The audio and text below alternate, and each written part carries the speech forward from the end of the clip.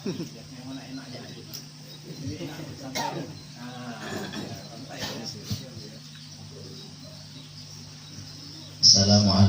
warahmatullahi wabarakatuh. Bismillah walhamdulillah wassalatu wassalam ala rasulillah Muhammad ibn Abdillah wa ala alihi wa sahbihi wa man walah wa la hawla wa la quwwata illa billah.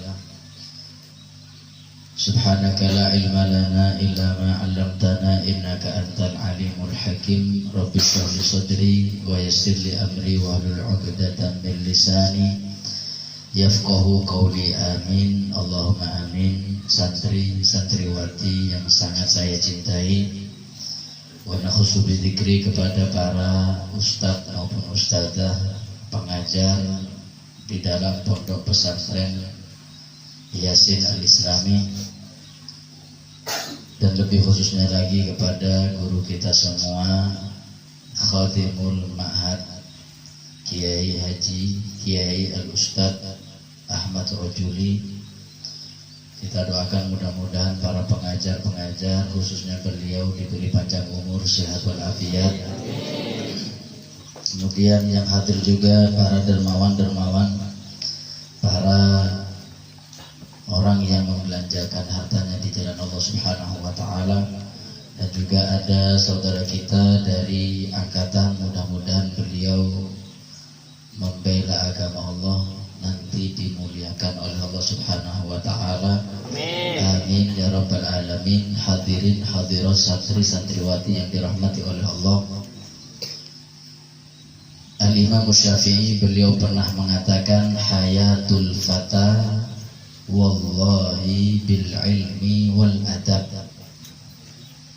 Kehidupan seseorang pemuda atau pemudi, demi Allah kata beliau, ada dua perkara, yaitu dengan punya ilmu agama dan punya akhlak. Kita alhamdulillah di tempat yang mulia ini mempunyai dua-duanya, maka kita harus bersyukur dan kita harus bangga. Yang kita tuntut, yang kita pelajari di tempat yang mulia ini adalah ilmu. Tiada lain, ilmu itu adalah warisan baginda Muhammad sallallahu alaihi wasallam. Innal anbiya lam yuwarrithu dinaran wala dirhama. Sesungguhnya para nabi dan para rasul semenjak Nabi Adam sampai Nabi Muhammad, warisan mereka itu bukan dinar, bukan dirham, bukan rupiah, bukan dolar, bukan tanah yang berhektar-hektar, bukan mobil yang mewah. Tapi warisan para nabi dan para rasul yang paling mulia, wa innama warrathul ilma, warisan mereka adalah ilmu agama yang kalian pelajari di tempat yang mulia ini. Faman akhadahu faqad akhadha bihadzi wafir. Siapapun di antara kalian yang belajar ilmu agama, semangat dan istiqomah, berarti kata Nabi Muhammad, dialah yang paling banyak mendapatkan warisan Nabi Muhammad sallallahu alaihi wasallam. Kita berkumpul di sini bukan kemauan kita. Kita kumpul di sini bukan karena kemauan orang tua, juga bukan. Tapi hakikatnya kita diarahkan dan dituntun oleh Allah Subhanahu wa ta'ala. Nabi Muhammad mengatakan, inna dunya yu'tiha Allah man yuhib wa man la yuhib. Dunia dan seisinya, baik mobil, rumah mewah dan lain-lain di antara dunia itu, Allah berikan kepada siapapun dapat dunia.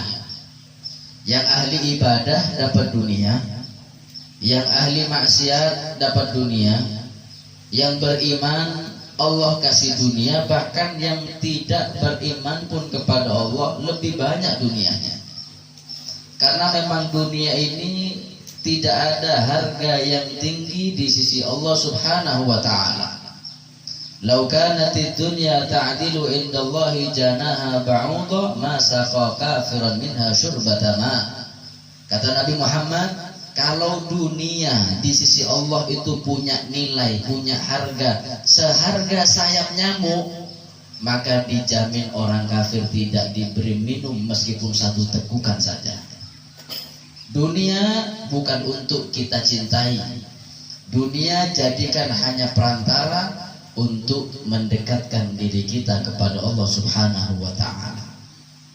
Makanya kata Nabi Muhammad, dunia semuanya dapat. Allah sudah jamin dunia kita.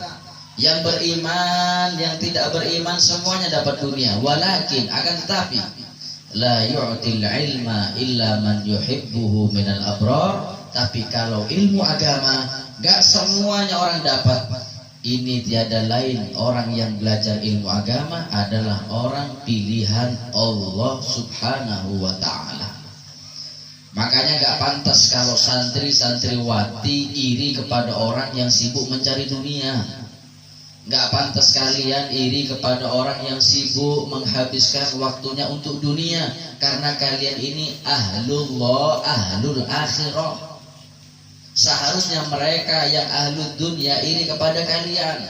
Karena kalian tiada lain yang meringankan langkah kalian di tempat ini, yaitu Allah Subhanahu wa ta'ala. Kalian sudah hafal hadisnya, man yuridillahu bihi khairan yufaqihu fiddin. Ketika Allah menginginkan kepada hamba kebaikan, hidayah, rahmat dan nikmat, maka hamba tersebut dituntun oleh Allah untuk memahami ilmu agama. Kalau sudah kita duduk belajar ilmu agama, maka kita akan memperoleh firman Allah yang mengatakan yarfa'illahu alladhina amanu minkum walladzina utul ilma darajat. Kata Allah, Allah mengangkat derajat tinggi orang yang beriman, dan lebih tinggi lagi derajatnya orang yang belajar ilmu agama. Sayyiduna Abdullah bin Abbas, beliau mengatakan Allah mengangkat tinggi derajatnya orang santri atau santriwati di atas orang yang beriman. Perbedaannya lebih tinggi sebanyak 700 derajat. Bayangkan 700 derajat bagi kalian penuntut ilmu agama, di atas derajatnya orang yang beriman. Kata Abdullah bin Abbas, dari derajat 1 naik derajat 2 itu memerlukan waktu menempuh sekitar minimal 500 tahun. Ini kita diangkat derajatnya 700 derajat oleh Allah. Dengan apa? Tiada lain, dengan belajar ilmu agama. Makanya Al-Imam Syafi'i beliau mengatakan man arada dunya fa'alaihi bil ilmi. Kalau kalian ingin hidup enak di dunia, kuncinya ilmu agama. Wa man aradal akhirata fa'alaihi bil ilmi. Kalau ingin sukses bahagia akhirat, ya dengan ilmu agama. Makanya kunci dan kemuliaan seseorang terletak pada dua hal. Yang pertama ilmu, yang kedua akhlak. Dan kita alhamdulillah ilmu sudah dapat. Dan kita mempunyai guru yang mengajar di sini, sanad keilmuannya nggak usah diragukan lagi. Mereka punya sanad ilmu dari guru ke guru sampai Nabi Muhammad SAW. Al-isnadu minad-din. Kata Abdullah bin Mubarak, sanad ilmu itu penting, termasuk daripada kepentingan dalam Islam. Laulal isnad laqala man syaa ma syaa. Kalau ilmu itu gak butuh isnad, gak butuh sanad, maka siapapun berhak mengatakan ilmu agama sesuai hawa nafsunya. Na'udzubillah. Kita alhamdulillah berada di pondok pesantren Yasin Al-Islam yang diasuh oleh para tuan-tuan guru, dan khususnya Al-Ustaz Ahmad Rajuli. Beliau ini semua ilmunya bisa dipertanggungjawabkan. Al-Habib Abu Bakar Masyhur beliau mengatakan idza salimal wi'a'u salimal ma'. Kalau wadahnya bersih, air yang di dalam wadah itu ikut bersih. Kalau wadahnya selamat, air yang di dalam ikut selamat. Apa maknanya wadah? Kata beliau, yang dimaksud wadah itu al-madrasatu wal majlis wal ma'had. Yang dimaksud dengan wadah itu madrasah, ma'had dan majelis. Kalau ma'hadnya bagus, ma'hadnya thariqahnya ahlus sunnah wal jamaah, akidahnya ahlus sunnah wal jamaah, maka air yang di dalam, maknanya air ilmu dan ibadah di tempat itu ikut selamat. Kita alhamdulillah, ilmu guru sudah dapat semuanya. Mudah-mudahan ilmu kita barokah dunia akhirat. Amin ya rabbal alamin. Yang kedua, kemuliaan seseorang pemuda terletak di ilmu, dan yang kedua terletak harus punya akhlak. Man la adaba lahu la ilma lahu. Kata ulama, sepintar apapun ilmu kalian, tapi kalau gak punya akhlak, maka seakan-akan ilmu kalian hangus atau habis. Kita lihat Al-Imam Syafi'i, kurang pintar apa beliau? Al-Imam termasuk daripada mujtahid mutlak, 4 daripada arba' madzahib. Beliau itu umur 7 tahun sudah hafal Al-Quran, 9 tahun sudah hafal kitab Al-Muwatta, 15 tahun, umur 15 tahun sudah dapat izin mufti berfatwa. Kurang cerdas apa? Tapi beliau punya guru namanya Al-Imamul Malik. Imam Malik ketika melihat Imam Syafi'i ini pintar, cerdas, apa kata Imam Malik? Wahai Syafi'i, aku wasiatkan kepadamu, ij'al ilmaka milhan wa adabaka daqiqon. Jadikan ilmumu itu seperti garam yang ada di tepung, dan akhlakmu sebanyak garam yang ada di roti, dan jadikan akhlakmu tepung seperti yang ada di adonan roti. Saya tanya semuanya ini, kalau roti banyak garamnya enak gak dimakan? Asin, gak bisa dimakan hadirin. Tapi kalau roti itu lebih banyak tepung, sedikit garamnya enak. Sama dengan kita, selama apapun kita mondok, sebanyak apapun dan seluas apapun ilmu kita, jadikan ilmunya hanya sedikit garam, perbanyak akhlaknya seperti tepung yang ada di roti.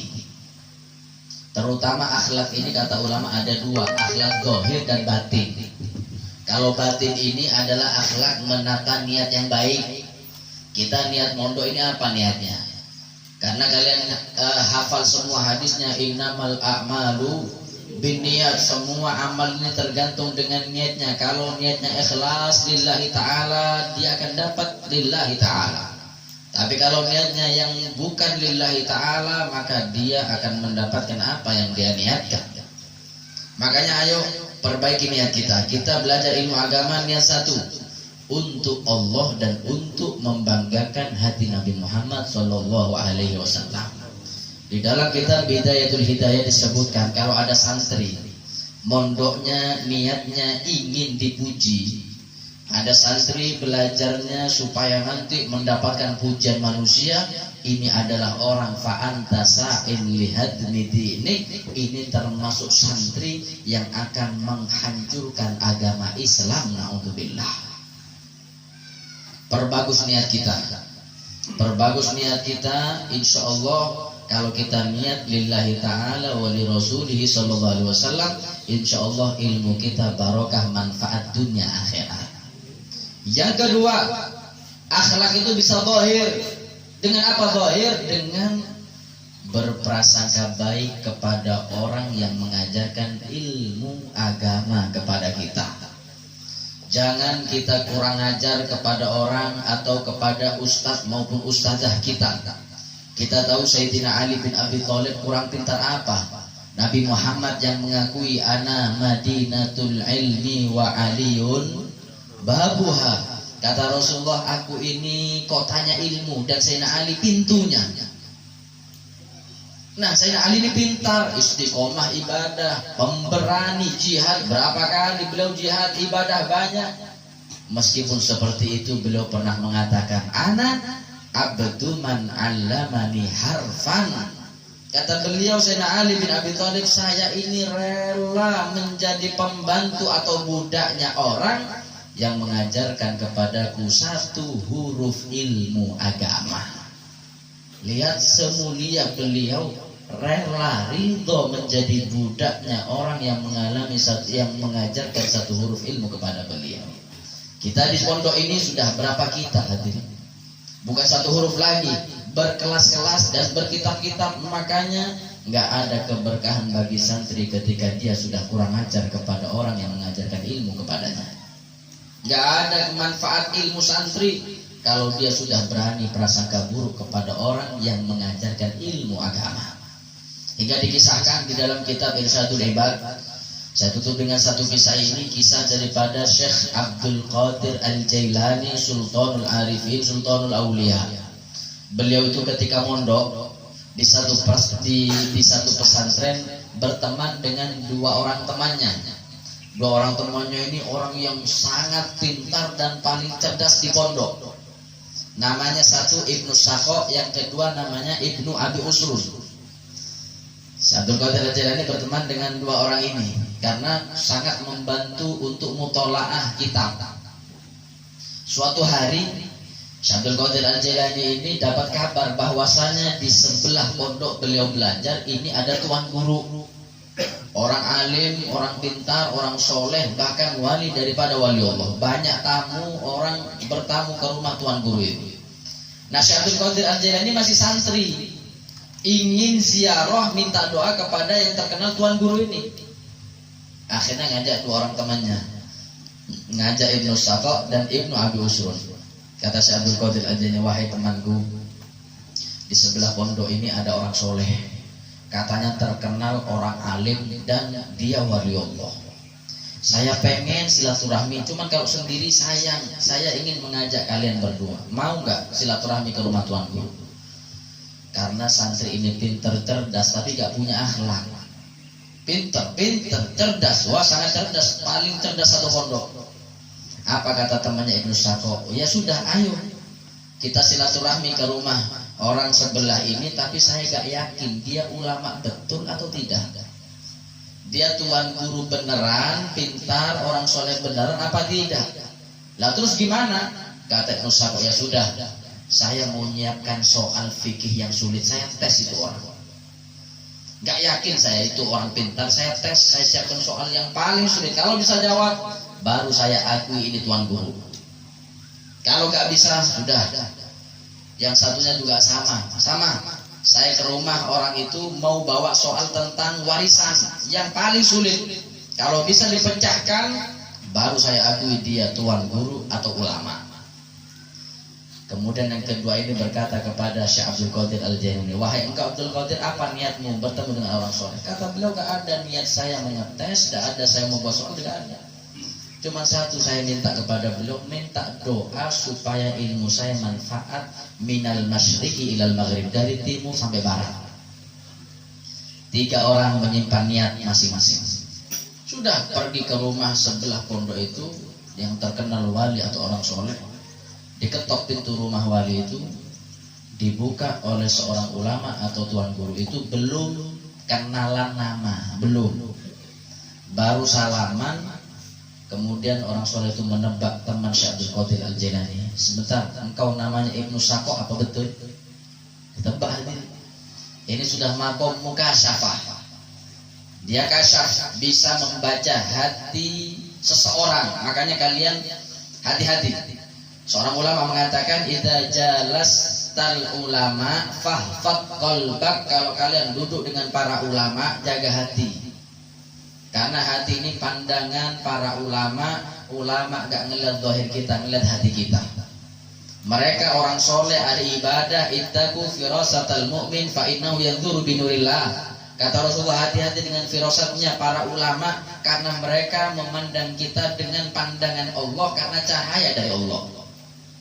Tapi kalau kita duduk dengan selain ulama, fahfad lisanak, jaga lisan, jangan sampai salah ngomong. Sudah, kembali ke cerita.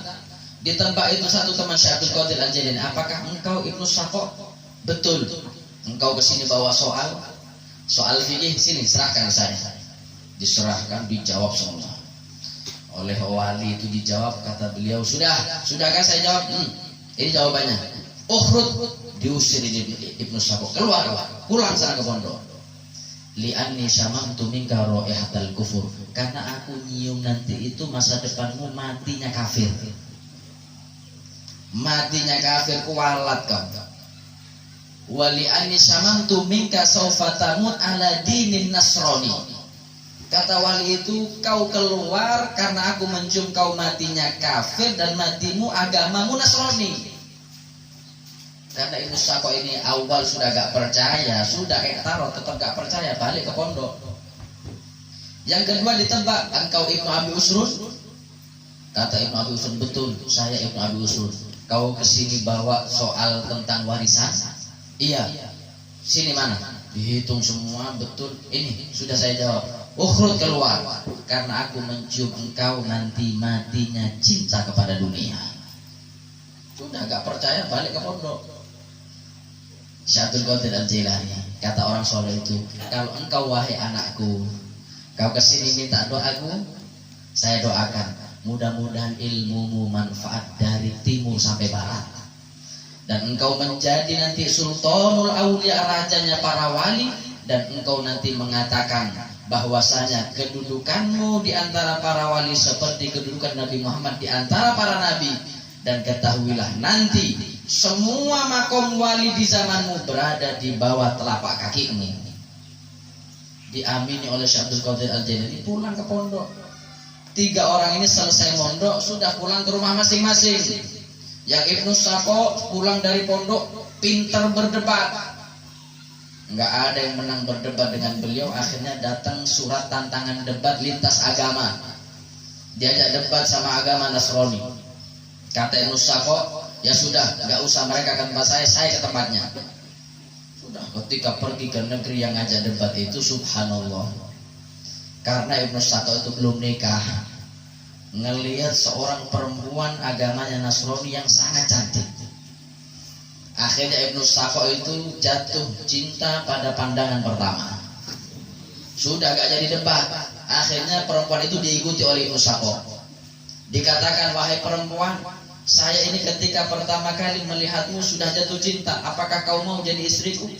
Kata perempuan itu, maaf, saya lihat kau ini pakai sarung, pakai peci Islam ya. Iya, saya Islam. Maaf, saya ini Nasrani. Gak bisa, kalau kau mau nikah dengan saya, temui orang tua saya. Akhirnya Musako itu ke rumah perempuan itu, bertemu dengan orang tuanya. Kata orang tuanya, sampai kapanpun saya tidak menikahkan anak perempuan saya dengan beda agama. Nah, terus bagaimana? Kata Musako, saya ini sudah kandung jatuh cinta kepada anak pian. Kata orang tuanya, sudah, kau keluar dari Islam masuk ke Nasrani, nanti saya nikahkan. Kata Musako dalam hati, ya sudah, gak apa-apa, saya murtad 4 bulan saja, saya nanti debat matua saya biar masuk Islam. Fatanassor, akhirnya keluar dari Islam, murtad masuk Nasrani. Dia nunggu waktu 4 bulan, sebelum 4 bulan datang, baru 2 bulan nikah, dicabut nyawanya oleh Allah, mati dalam keadaan agama Nasrani. Karena satu, sudah prasangka buruk kepada orang soleh. Yang kedua, Ibnu Abi Usrun, wah, pulang ke rumah, buka bisnis, usaha, Masya Allah, nambah rezekinya, tambah kaya, akhirnya sudah gak ibadah lagi, sampai meninggal wafat dalam keadaan cinta kepada dunia. Yang satu, Syekh Abdul Qadir Al-Jilani, pulang dari pondok, mengajar, ibadah, istiqomah, ngajak orang yang jauh dari Allah kembali dekat kepada Allah, naik derajat beliau sehingga menjadi sultanul aulia. Menjadi sultanul aulia, rajanya para wali di zamannya. Beliau mengatakan ketika itu, ana fil aulia ka Muhammad fil anbiya, saya ini di antara para wali zamanku seperti Nabi Muhammad di antara para nabi. Bahkan beliau mengatakan, tahta qadami hadza, di bawah telapak kakiku itu adalah makom atau derajat para wali di zamanku. Kita nggak tahu. Makanya kita husnuzon, jangan sampai kurang ajar kepada orang yang mengajarkan ilmu agama kepada kita. Kalau kita lakukan ini semua, kita punya ilmu, punya akhlak, saya doakan insya Allah ilmu kalian manfaat, barokah dunia akhirat. Amin ya rabbal alamin. Wa sallallahu ala sayyidina Muhammadin wa ala alihi wasallam. Walhamdulillahi rabbil alamin.